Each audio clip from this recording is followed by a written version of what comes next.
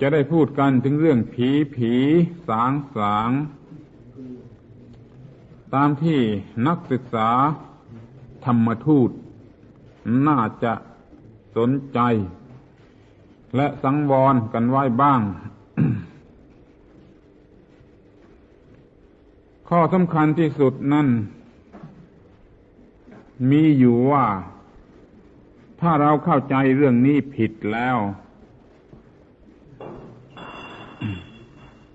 ก็จะทำพุทธศาสนาให้กลายเป็นลัทธิผีสางหรือวิญญาณหรืออนิมิซึมไปโดยไม่รู้สึกตัวก็ได้และอาจจะทำพระพุทธองค์ให้กลายเป็นวิญญาณหรือผีศักดิ์สิทธิ์หรือเป็นเจเวตไปก็ได้ในที่สุดดังนั้นจึงเป็นสิ่งที่น่าจะสนใจ กันบ้างให้ถูกทางอย่าให้เผลอไปเข้าใจผิดในเรื่องนี้ แม้แต่ในบทสวดธรรมวัดที่เราสวดกันเมื่อตะกี้นี้ ก็มีบทสวดที่ทำให้คนบางคนฟังแล้วรู้สึกเหมือนกับว่าพระพุทธองค์ยังทรงมีวิญญาณหรือมีอะไรเหลืออยู่สำหรับรับหรือพูดจาหรือต่อรองขอขมารับการขอขมาหรืออะไรกันกับพวกเรา ถ้าใครไปมีความคิดอย่างนี้เข้าก็จะกลายเป็นเรื่องทำพระพุทธองค์ให้เป็นวิญญาณหรือจะกลายเป็นผีชนิดหนึ่งไปในที่สุดเป็นที่น่าสลดสังเวชยิ่งนักนี่แหละจึงได้ชวนกันให้สนใจในเรื่องนี้ตามที่เห็นว่า จะเป็นผลดีอย่างไรสำหรับเรื่องผีนี่ มีปัญหามากที่ถกเถียงกันอยู่ตลอดกาลคล้ายกับว่าเป็นปัญหาโลกแตกและปัญหาที่มาก่อนปัญหาอื่น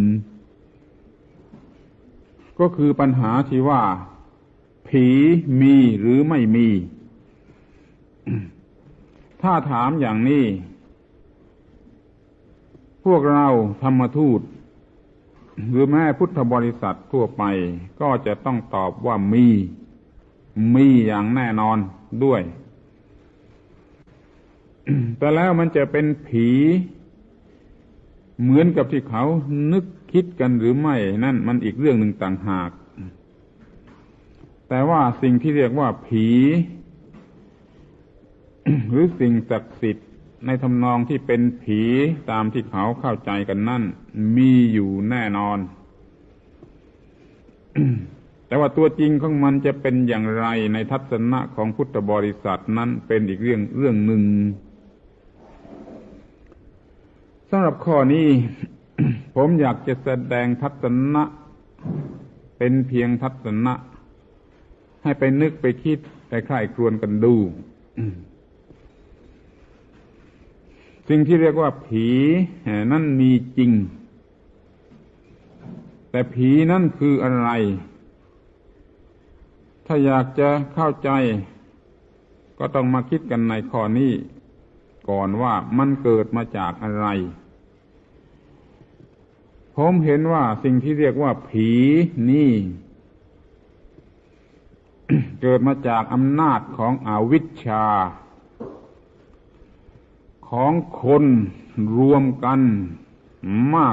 กนั่นเอง ที่แท้หาได้เป็น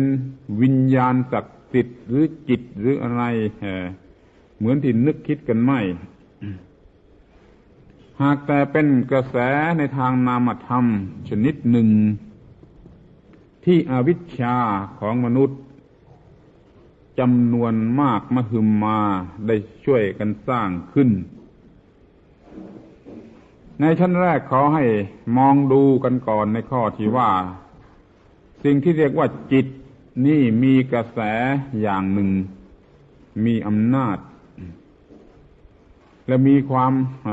หมายอย่างใดอย่างหนึ่งในกระแสนั้นและกระแสจิตนั้นจะมีเข้มข้นมากในเมื่อมนุษย์จำนวนมากได้เชื่อและเชื่ออย่างแน่นแฟ้นจริงๆสิ่งที่จะทำให้เชื่อแน่นแฟ้นจริงๆก็คืออวิชชาความโง่ความหลงอย่างรุนแรงแล้วคนพวกนี้ก็มีปริมาณมาก มีความเชื่ออย่างนั้นลงไปจริงๆโดยไม่รู้สึกตัว ดังนั้นจึงไม่ใช่เป็นเรื่องแกล้งทำแต่เป็นเรื่องทำจริงสุดชีวิตจิตใจคือเชื่อรวมกันเหมือนกันจุดเดียวกันด้วยอำนาจอวิชชานั้นและมีปริมาณมากดังนั้นกระแสจิตของมนุษย์ทุกคนนี่จึงเข้มข้นมากเกิดเป็นอำนาจอะไรอันหนึ่งขึ้นมา ซึ่งถูกสมมติเรียกว่าผีอำนาจกระแสจิตของคนโง่ๆเขลาๆรวมกันมากๆเช่นนี้มีมากพอที่จะครอบงำจิตใจของบุคคลใดบุคคลหนึ่งเพียงคนเดียวหรือหลายคนก็ได้เมื่อใดเมื่อหนึ่งก็ได้และทำให้เขาเกิดความรู้สึกเป็นไปตามนั้นจริงๆความเชื่อในเรื่องผีก็เกิดขึ้นอย่างแน่นแฟ้นและสมบูรณ์ สิ่งที่เรียกว่าอวิชชาสร้างความเชื่อขึ้นมาผิด แก่คนจำนวนมากแล้วความเชื่อนี้เองยังมีอยู่เพียงใดก็หล่อเลี้ยงสิ่งที่เรียกว่าผีไว้เพียงนั้นจนกว่าเมื่อไร ความเชื่อชนิดนี้จะหมดไปจากมนุษย์แล้วสิ่งที่เรียกว่าผีก็จะค่อยจางลงและหมดไปเองในที่สุดไม่ต้องมีใครฆ่าไม่ต้องมีใครปราบนอกจากสิ่งที่เรียกว่าวิชชาหรือสัมมาทิฏฐิ คือความรู้ความเข้าใจถูกต้องนั่นเองนี่แหละคือสิ่งที่เรียกว่าผีที่แท้จริง ยิ่งกว่าผีอย่างอื่นๆอำนาจจิตที่เหนือกว่าที่สามารถครอบงำใจของคนบางคนแล้วทำให้รู้สึกไปเช่นนั้นจริงๆนี่ มันก็มีขึ้นมาได้ด้วยเหตุนี้เพราะว่าคนตั้งหมื่นตั้งแสนตั้งล้านหรือเป็นล้านเชื่อกันอย่างนี้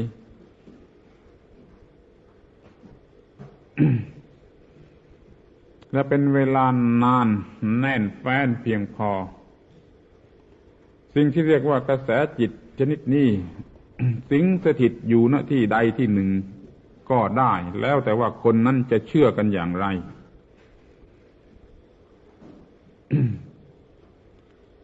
เมื่อไปรุมเชื่อกันในสิ่งนั้นหรือสถานที่ตรงนั้นว่าเป็นอย่างนั้นอำนาจลึกลับชนิดนี้ก็จะเกิดขึ้นที่นั่นและจะครอบงำจิตใจบุคคลใดบุคคลหนึ่งได้โดยง่ายได้ให้มีความรู้สึกตามนั้นเช่นตามที่เขาเชื่อกันว่าตรงนี้จะต้องเห็นภาพอย่างนั้นเห็นภาพอย่างนี้ก็จะต้องเห็นจริงตรงนี้ถ้าใครไม่ทำความเคารพ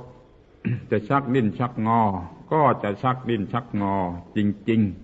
ๆเป็นเรื่องจริง 100%ถ้าหากว่าความเชื่อนั้นรุนแรงมากก็ถ้าหากว่ากระแสจิตด้วยอำนาจความเชื่อนั้นมีมากและรุนแรงมากก็ทำให้คนที่ถูกครอบงำนั้นถึงตายได้ เมื่อเป็นดังนี้เราก็อาจจะอธิบายสิ่งที่เรียกว่าพระภูมิหรือผีเรือนหรือเทพารักษ์หรือปู่เจ้าหรืออะไรอีกมากมาย ได้โดยไม่ยากเลยว่าสถานที่นั้นเป็นอย่างนั้นอย่างนั้นมีเรื่องมีราวมีประวัติอย่างนั้นแล้วก็จะเป็นอย่างนั้นจริงถ้าหากว่าคนทั้งหมดยังเชื่อกันอยู่อย่างนั้นทีนี้ก็มี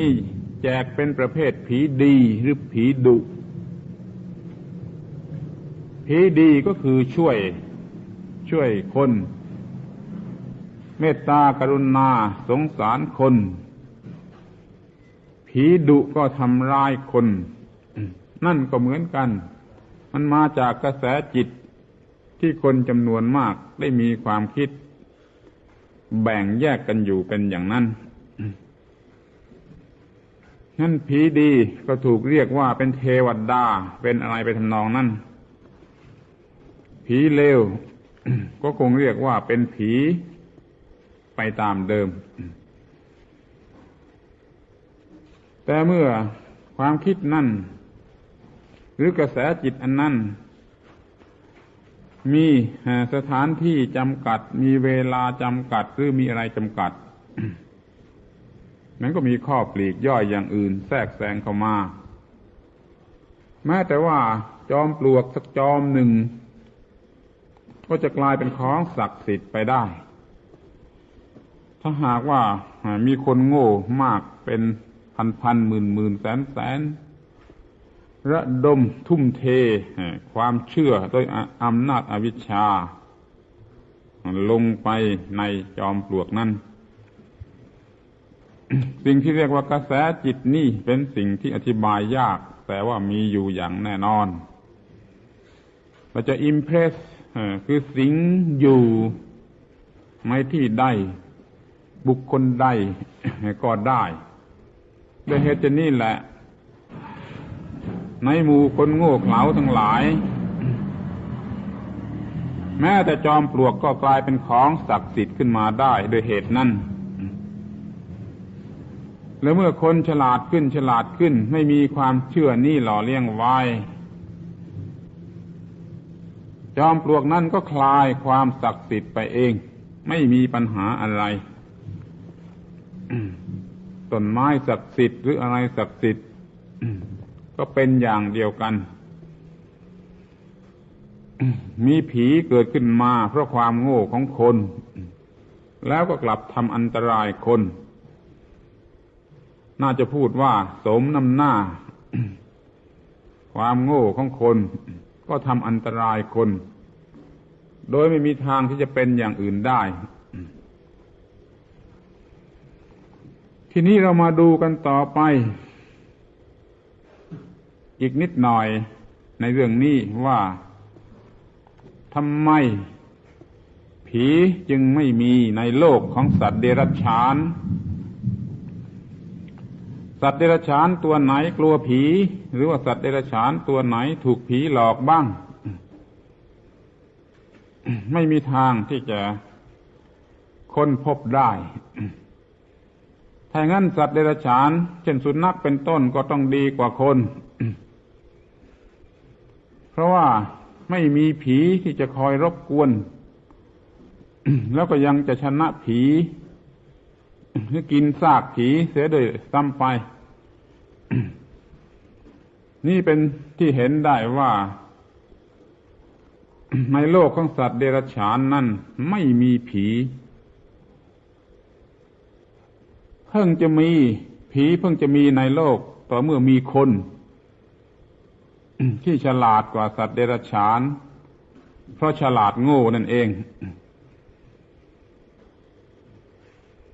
เมื่อแรกมีสัตว์ขึ้นมาในโลกก็ต้องมีแต่สัตว์เดรัจฉานก่อนเป็นแน่นอนก็ยังไม่มีผีพอมีคนครึ่งสัตว์เช่นเอฟอย่างนี้ขึ้นมาก็ยังไม่มีผีจนกระทั่งมีคนป่าแท้ๆขึ้นมาก็ยังไม่มีผีแต่เมื่อคนป่านี้ค่อยๆฉลาดขึ้นมา จะเป็นคนบ้านนี่แหละจึงจะมีผีเพราะว่ามันรู้จักคิดรู้จักนึกมากออกไปจนสามารถสร้างความเชื่อระบบใดระบบหนึ่งได้สร้างความกลัวอันเป็นที่หล่อเลี้ยงความเชื่อระบบใดระบบหนึ่งได้จิตจึงมีความคิด ไปในทำนองที่ให้รู้สึกว่ามีอะไรลึกลับ แล้วก็มีความเชื่อในความลึกลับนั้นตามความเห็นของตัวซึ่งเป็นลักษณะของอวิชชาความคิดเป็นทำนองที่ว่ามีอะไรศักดิ์สิทธิ์ทำนองผีก็ได้เกิดขึ้นแล้วก็ค่อยสอนกันให้มากขึ้นแล้วก็ระดมความเชื่อกันให้มากขึ้นผีก็สร้างสถาบันขึ้นมาได้สำเร็จบนความโง่ของมนุษย์นั่นเองนี่ลองคิดดูดีเถอะว่าในโลกสัตว์เดรัจฉานไม่มีผีแล้วมามีในโลกของมนุษย์อย่างนี้มันน่าละอายสักเท่าไรแล้วเราจะรับมติความคิดความเห็นในเรื่องนี้กันอย่างไรทีนี้เราลองมองดูถึงสมัยนี้ ที่ความรู้หรือการศึกษาเจริญก้าวหน้าไปมากขึ้นความเชื่ออย่างที่เคยมีอยู่แต่ก่อนนั้นมันจางไปแม้แต่เพียงชั่ว50 ปีในชั่วอายุผมนี่ ก็รู้สึกว่ามันจางไปมากเหลือเกินความเชื่อนี้จางไปเท่าไรผีก็ค่อยๆจางลงเท่านั้น และในที่สุดก็หมดไปหลายอย่างหลายประการแต่เป็นที่แน่นอนว่าถ้าคนยุคจรวดปรมาณูนี้กลับไปโง่ซ้ำรอยประวัติศาสตร์ผีก็จะกลับมาอีกจะเป็นผีศาลพระภูมิหรือผีเรือนหรือผีเทพารักษ์หรือผีอะไรก็ตามจะกลับมาอย่างสมบูรณ์อีก